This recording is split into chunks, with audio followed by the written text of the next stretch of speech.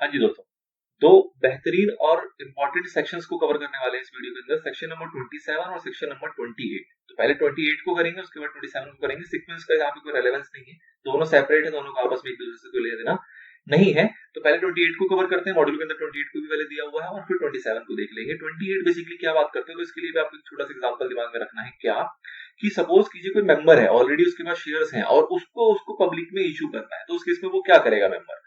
तो ये section basically क्या बताता है कि सपोज कीजिए रिलायंस है, और रिलायंस में जो मुकेश अंबानी है उनके पास शेयर्स हैं ऑलरेडी। उन्होंने इनिशियली कोई कंपनी स्टार्ट की, उसके शायद शेयर्स अपने पास रख लिए। अब वो चाहते हैं कि उस शेयर को वो मार्केट में पब्लिक को इशू करें। अगर वो पब्लिक को इशू करना चाहते हैं तो उनको ये सेक्शन क्या बताता है कि सर जी, आपको अगर किसी कंपनी के शेयर किसी मेंबर को, ऑलरेडी वो ऑब्वियसली बात है कंट्रोलिंग मेंबर हो सकता है, लार्ज होल्डिंग वाला मेंबर हो सकता है, उसको अगर किसी कंपनी के शेयर पब्लिक में इशू करने हो तो वो जाएगा और किससे बात करेगा, उस कंपनी के बोर्ड ऑफ डायरेक्टर से, मतलब बोर्ड से बात करेगा वो मेंबर, और बोर्ड से वो कंसल्टेशन लेगा, उनसे सारी परामर्श वगैरह लेगा कि भैया किस तरीके से इसको किया जा सकता है। ठीक है, और कहीं ना कहीं वो बोर्ड को, मतलब उस कंपनी को ऑथराइज कर देगा इस काम को करने के लिए, इस काम को कि उस मेंबर के शेयर्स को पब्लिक में इशू करने के लिए उसने क्या कर दिया, बोर्ड को ऑथराइज कर दिया, उस कंपनी को ऑथराइज कर दिया कि सर जी आप बेचो। अब वो कंपनी जो भी डॉक्यूमेंट्स वगैरह देंगी वो क्या माना जाएगा, एक तरीके से डीम्ड प्रोस्पेक्टस। वो जो कंपनी है वो जो भी डॉक्यूमेंट पब्लिक में जारी करेगी, किस लिए, इस ऑफर के लिए, जो कि ऑब्वियसली बात है शेयर्स किसके, मेंबर के, कंपनी के नहीं है। तो वो मेंबर के शेयर्स के लिए वो कंपनी है, बोर्ड जो भी डॉक्यूमेंट जारी करेगी पब्लिक में, वो सारे डॉक्यूमेंट्स क्या माने जाएंगे, आपके डीम प्रोस्पेक्टस। और हो सकता है कि कंपनी कुछ खर्चे भी करे इस प्रोसेस के लिए, कंपनी कुछ खर्चे भी करेगी। तो जितने भी खर्चे करेगी तो ये मान लिया जाएगा कि उस कंपनी को ऑथराइज किया गया है किसके द्वारा, उस मेंबर के द्वारा। और वो कंपनी जो भी एक्सपेंसेस कर रही है वो सारे एक्सपेंसेस वो रिम्बर्स करेगी, मतलब उससे क्लेम कर सकती है, किससे, उस मेंबर से जिसके शेयर्स को मार्केट में बेचा जा रहा है, जिसने वो ऑथराइजेशन उसको दी है। वो सारे एक्सपेंसेस जो होंगे वो क्लेम किए जाएंगे। तो बेसिकली ये तीन छोटे यहाँ पे सबसेक्शन इसके ऊपर बात करता है। पहला कंसल्टेशन वाली बात करता है, दूसरा बात करता है डीम्ड प्रोस्पेक्टस की, और तीसरी बात करता है एक्सपेंसेस वगैरह की, क्योंकि ऑथराइज कर दिया गया उस कंपनी को, तो कंपनी जो भी एक्सपेंसेस बियर करेगी वो सारे के सारे कहीं ना कहीं रिम्बर्स किया जाएगा उस मेंबर से।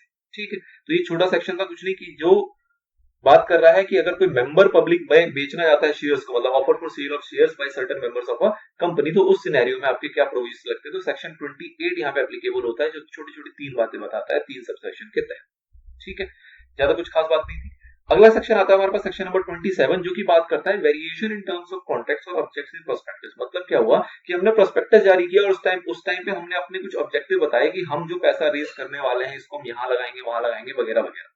ठीक है, हमने कहा कि सपोज करो हमें कोई कॉन्ट्रैक्ट आया है, कोई बड़ा बड़ा प्रोजेक्ट है, उसके लिए हमने शेयर्स में पब्लिक इशू किए, वहां से पैसा आएगा और उस कॉन्ट्रैक्ट पे लगाने वाले हैं। ये हमारा इनिशियल में वादा था मेंबर से। एक बार पैसा आ गया, अब हम कह रहे हैं नहीं नहीं, ये कॉन्ट्रैक्ट तो हमारा अभी चला गया, या प्रोजेक्ट हमारे हाथ से चला गया, या इसके अंदर कोई कमी पेशी आ गई है, इस पैसे को हम किसी और प्रोजेक्ट में लगाने वाले हैं, कहीं और लगाने वाले हैं। तो क्या आप ऐसा कर सकते हो? आपको ऐसा कर तो सकते हो, लेकिन उसके लिए कुछ प्रोसीजर्स को फॉलो करना पड़ेगा जो सेक्शन 27 प्रिस्क्राइब करता है। क्या कहता है ये कि सर जी ऐसा करने से पहले आपको अप्रूवल लेना पड़ेगा, किससे, मेंबर से। जितने भी आपके मेंबर्स हैं उनसे आपको अप्रूवल लेना पड़ेगा by passing a special resolution. मतलब एक स्पेशल रेजोल्यूशन पास होगा, ऑब्वियसली बात है, मेजोरिटी आपकी वहां पे एग्री होनी चाहिए, 75% ज्यादा। उस केस में ही आप ऐसा कर पाओगे। पहला कैटेगरी क्या आया कि आपको अगर वेरिएशन है तो आपको क्या लेना पड़ेगा, अप्रूवल लेना पड़ेगा, और अगर अप्रूवल मिल जाता है तो ही आप इसको कर पाओगे। और साथ ही में अप्रूवल मिलने के साथ साथ आपको इसको न्यूज़पेपर में भी पब्लिश करना पड़ेगा। मतलब जो आपकी स्पेशल रेजोल्यूशन की डिटेल्स है, स्पेशल रेजोल्यूशन डिटेल्स तो होंगी ना कि किस किस तरीके से हम क्या क्या एक्टिविटीज करने वाले थे और क्या करने जा रहे हैं, वगैरह वगैरह, जो भी उसका परफॉर्मेंस, जो भी उसका सिनेरियो होगा, उन सारी बातों को आपको न्यूज़पेपर में भी पब्लिश करना पड़ेगा। अब जैसी न्यूज़पेपर की बात आती है वहां पर आपको दिमाग में क्या आएगा कि न्यूज़पेपर हमेशा कौन सा आपको ट्रीट करना होता है, तो एक इंग्लिश न्यूज़पेपर और एक वर्नाक्युलर लैंग्वेज का न्यूज़पेपर, उस सिटी का जिस सिटी में भी आपका रजिस्टर्ड ऑफिस है।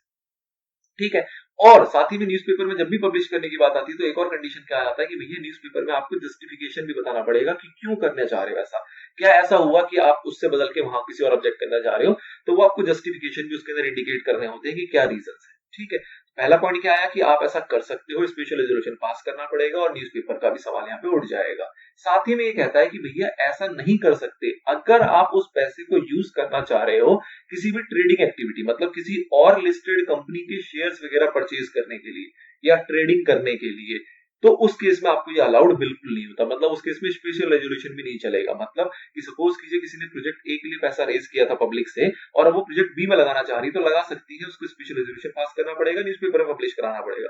बट वो चाहती है कि प्रोजेक्ट ए के लिए किया था, प्रोजेक्ट ए में ना लगा के वो किसी और लिस्टेड कंपनी के शेयर्स परचेज करना चाहती है, तो वो कतई अलाउड नहीं है, बिल्कुल भी अलाउड नहीं है। मतलब उसके लिए कोई रेजोल्यूशन, कोई अप्रूवल की जरूरत नहीं है, वो अलाउड ही नहीं है।